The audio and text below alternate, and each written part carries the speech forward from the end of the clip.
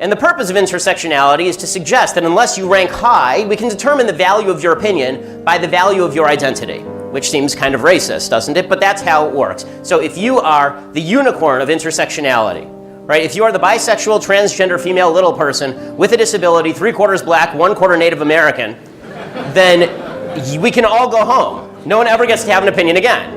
We just appeal to this particular unicorn of intersectionality, and everyone has a lower moral status than this person, and so we declare this person dictator. We'll call this person Bob, and we declare Bob dictator, and Bob now gets to tell everybody what to do, because this is how intersectionality works. And I think that to distinguish achievement based on a woman's voice actually sets back the cause of women. It's almost like feminism, and this is why I say I'm a non-feminist, is spoiling for an argument. It dates back to the, I don't know if you remember the argument about having Jane Austen on a banknote.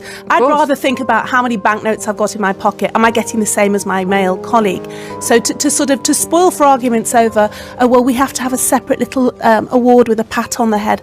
I don't want that. I want it to be a meritocracy, and that's what feminism and the sisterhood should be all about. On campus, because there is such focus on victimhood, a certain victim privilege has been established. Not white privilege, victim privilege. If you're a member of a victim group, you now have a privilege. And that privilege amounts to you get to tell other people to shut up, and you also get to hurt people. These are the two things that you get to do. Tell people to shut up and hurt people. And the result is a bunch of campuses where nasty things happen. So as you saw just last week, you see riots on Berkeley campus because people's perception of the hierarchy of intersectionality has now been violated. I think all the great battles upon which the suffrage movement was established, and I went to a school where one of the alumni of the suffragettes, went to my school. I believe went to your school as well. But the fact is, I think all the great battles have been won. We have the vote. We can go to university. We have a female prime minister, our second female prime minister. Women politically right across the world every day. We see women making great strides in huge avenues, and certainly in the era of social media, where everything is visible, where we can hear, where we can see, we have globalization. We don't need sort of award ceremonies to say in any field for women, and aren't they doing well? Unless they're doing something that men aren't doing. So, for example, the so-called mumpreneurs. You have women who out of choice stay at home to raise their children. I mean, biology didn't make us unequal; it made us different. For all of the talk about victimhood on college campuses, for all of the talk about how everyone in the world is a victim, everyone is a member of a class of victims, if you live in the United States, society is not victimizing you.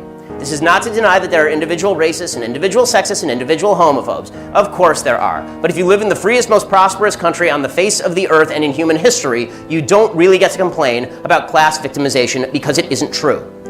You are not a victim just because you are black in the United States. There may be people who are racist against black folks, but the idea that you are inherently a victim of white privilege is just not statistically true. The idea that you are poor because you are black is not statistically true. But just to say, a woman writer who has the same skill set as a man needs a separate award, or any awards, I know we're not just focusing on that, seems entirely, as I said, counterproductive, and I think it's a retrograde step. I don't think it's advancing the cause of the sisterhood. It's just reminding people that, women, we're separate, we're different, and we need a label. And I think if feminism is all about dispelling the label and providing equality of opportunity, how on earth can women's only awards do this? 71% of poor families with children are unmarried. The vast majority of poor families because people didn't graduate high school, or they had babies out of wedlock, or they don't have a job. The poverty rate, and it has nothing to do with race. Notice I haven't brought race into this because race is not relevant, okay? The poverty rate among non-married white families was 22% in 2008. The poverty rate that same year among black married couples was 7%. What happened to the white privilege? Wouldn't you think the white single moms would be doing better than those poor, terribly put upon black couples? No, because that's not the way it works. If you make good decisions, you're likely to have a better economic outcome. America is a country where we are in the driver's seat of our own life, where your destiny isn't given to you so much as constructed by you. Okay, the middle class is not disappearing. In 1979, 12% of people in the United States were upper middle class. Today, it is 30% of people are in the upper middle class. The middle class isn't disappearing. Everybody who was in the middle class is now in the upper middle class. American income mobility is just as strong as it is in Europe. You just have to compare the same populations. If you compare Swedes living in the United States with Swedes living in Sweden, the income mobility is exactly the same. The remarkable thing about the media is that in other countries where you have powerful rulers who want to bring the media to heel, You've got to go into the editorial offices, throw over their desks, beat them up, threaten to lock them up. Ironically, with none of this, Hillary basically has this kind of lapdog media. And by lapdog media, I mean, I'm not talking about the obvious fact that, gee, you know, we all have unconscious biases and we can't help them seeping into the way we write. I'm talking about people egregiously violating basic journalistic ethics. Pretty much the only investigative journalism we've been seeing in America in the last year has come from WikiLeaks. Let's talk about the people who are really taking advantage of the system. The people who are really privileged. I'm of course talking about the nefarious Asians. Okay, the Asian community in the United States, that's the single highest earning group in the United States, are Asian Americans. Is that because the system is replete with Asian privilege? Is it because the Asian founders wrote the Asian Constitution? Is that because the Constitution of the United States is written in Korean? Or is it because there are a bunch of people who live in the Asian community who follow these three basic rules, work really hard, and do well for themselves? Okay, you also hear that white privilege is responsible for differentials in crime. No, it turns out that there's a very simple thing behind the differentials in crime: people committing them. Okay, you're not going to jail for murder as a general rule unless you've committed it. Okay, the real world is not like Shawshank Redemption. Certainly the black kids who are growing up today have a higher material standard of living than I had. The difference was that the schools were good when I came along. They were especially good in New York at that time, hard as that is to believe. But the kids who grew up in that same place where I lived, they will not get that same education. Now that can be blamed on somebody, but it has very little to do with what happened 100 or 200 years ago. And it's true in other countries. I mean, in Nigeria, for example, there's a tribe, the Igbos, who are living in one of the least fertile parts of Nigeria, who were in fact enslaved in centuries past by other tribes and so on. When the British moved in and set up schools, the Igbos went for the schools. By the time Nigeria became independent, the Igbos had climbed above the other groups that had been ahead of them to begin with. Okay, felonies are actually under-prosecuted in the black community. Police are less likely, by statistics, to kill black people than white people in shooting scenarios. In 2015, cops shot 987 people. 26% of those shot were black. The vast majority were not black. And that sounds like a high number for black folks, except for the fact that nearly 50% of all murders in American society are committed by people who are black. Police officers are nearly 19 times more likely to be shot by a black male than an unarmed black male is to be shot and killed by the police. But there are all kinds of cross currents of factors. The particular culture, or the particular geography, you run through the whole list of them. You cite, in Intellectuals and Race, you cite an observation by the intelligence expert, IQ scientist, James Flynn, that just stopped me cold. After the Second World War, you've got large numbers of American troops remaining in Germany. For that matter, there's still several tens of thousands there today. And both black and white American soldiers had children with German women. And Flynn discovered that those children growing up in Germany showed no IQ differences at all. The black kids and the white kids, the same.